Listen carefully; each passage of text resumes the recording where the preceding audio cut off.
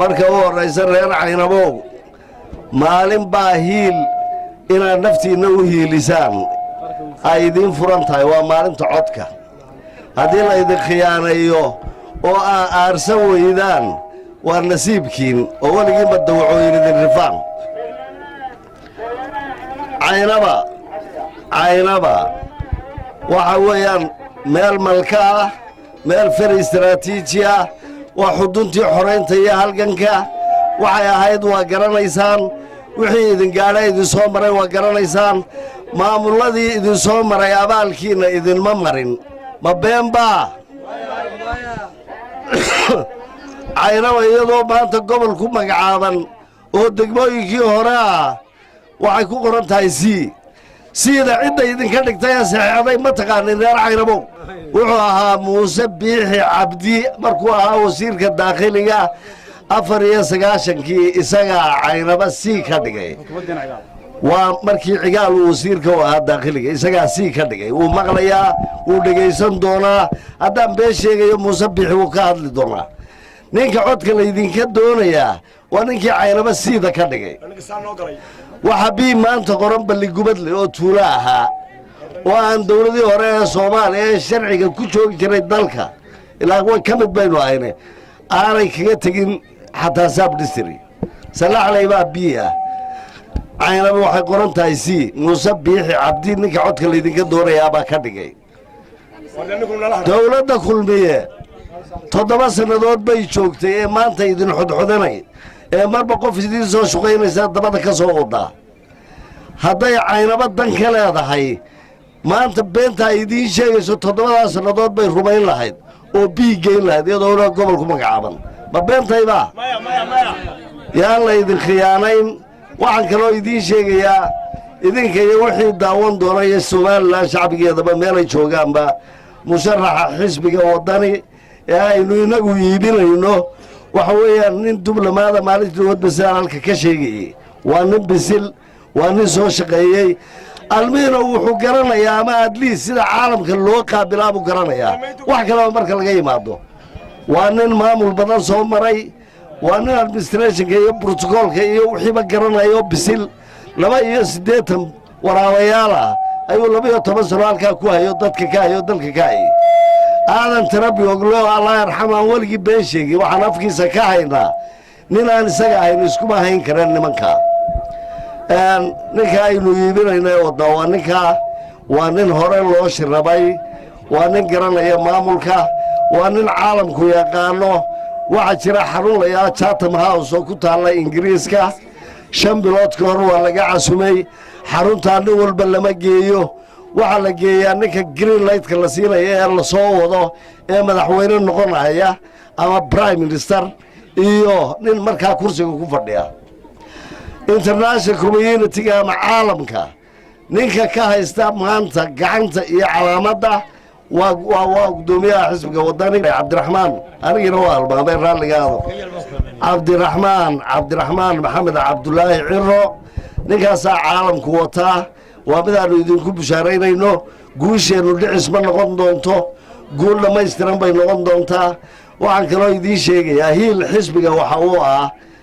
raggeena halkan tuban ama raggeena ku qoran nidaamka iyo hawlaha nin walba waxa laga rabaa dadku wuu kala shaqo tegey nin walba reerkiisii buu aaday waxa laga rabaa ninka xisbiga u hiilinaya madaxahow inaad keento dadkaaga iyo aad soo kasbataa laga rabaa anaga dadka na sugaya anagoo Ingiriiska joogna bay wadani ahaayeen waa dhab weeyaan ma beenba nin kasta oo hiil xisbigan taraya ama u hiilinayo waxa laga rabaa madax muuqda iyo maan maqan lagama rabo waxa laga rabaa in ficilkaaga iyo actionkaaga dhowr iyo 10 habeen wax ka yar baa inoo haray inaanad habeen iyo maalin nasan inaad dadkaagii keento inaan laga xoogin dadkaaga oo laga guulaysan taasaad naftaada iyo deegaankaaga iyo dadkaaga iyo cadaaladda iyo waxa aynu doonayno intaba ugu hiilin karaysaa laba qodob oo yaryar baan ku darayaa waxa jira qabyaalad wax la yiraahdo oo lagu la dhex jiro wadanka iyo shacbiga Soomaaliland qabyaaladda ninka isticmaala ama groupka isticmaala waayo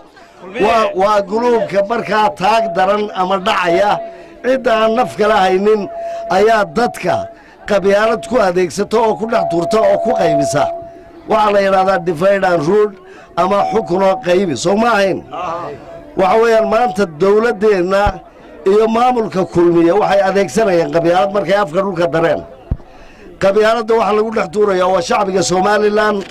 kursiga lagu kala riixanayaa dadku warnahayo dad badan baa run moodaya waxa kamid ah maalintii loo halka waan ka yiri xisbiga wadani xamar buu wax ku wadaa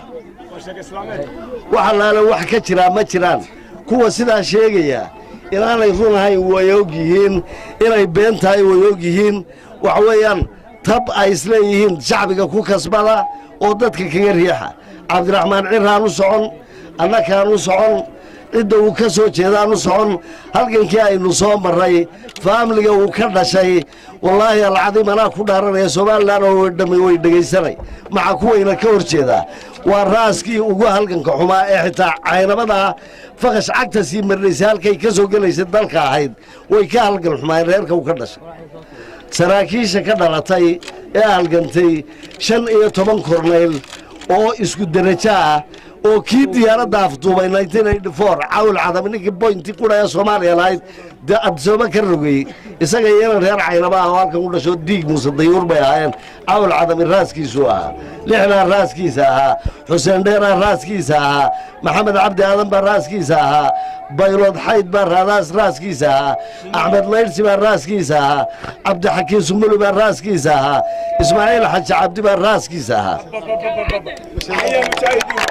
sarkaal cadda raasi waa muuse cabdallah ka hadlaya qabyaalada madax dhaqameedkii iyo dawladii baa inoo bilaabay anaguna waanu ka hadlaynaa tarunta muuse cabdalle reer ka halgan xumaa ma jirin marka abariyoonis loo gudbo ee dadka lagu xuuxiyo halkaasay ku socdaan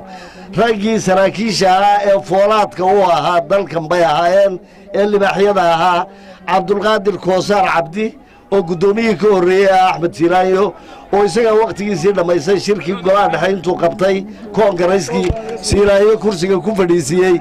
Maxamed Cali lixle saraakiishu markay isu nooleeda aan naga dhiman waxay u ahaayeen foolaadka saraakiisha raggii nooca ahaa أحمد مراد محمد محكم بلاني بروح قبصدي تضبي لباتنكي مي ما أنت أصير عدي فقش من ديرا ويكون عدي لحنا شبيي وحبوا عيانا برضو نستاهل يدين ليه هاي إلا إيجا قبيانا دكاد ليه حمر بيكوس عدوي رجي ذي الحرية يدين دقال لما يان ما أنت نكرن علين وعن ما أنت دويت شيئين كستان لسيدين saraakiisha maanta doominaysa musabix kamid way wada halgameen way leeyihiin karaamayn tooda laakiin horyaalka maanta ay iska dhigayaan ma ay ahayn hadaa caruurtiin anaga joogno kamid ahayn kuwaas ahaa gorgorku hadda ka weyn wad baa soo reebay kuwana qaaday ma ay hadleen way ku daba fayl lahayn maanta ragii caynka in la idin nacsiyo miyay tahay ubadkoodii in la idin nacsiyo miyay tahay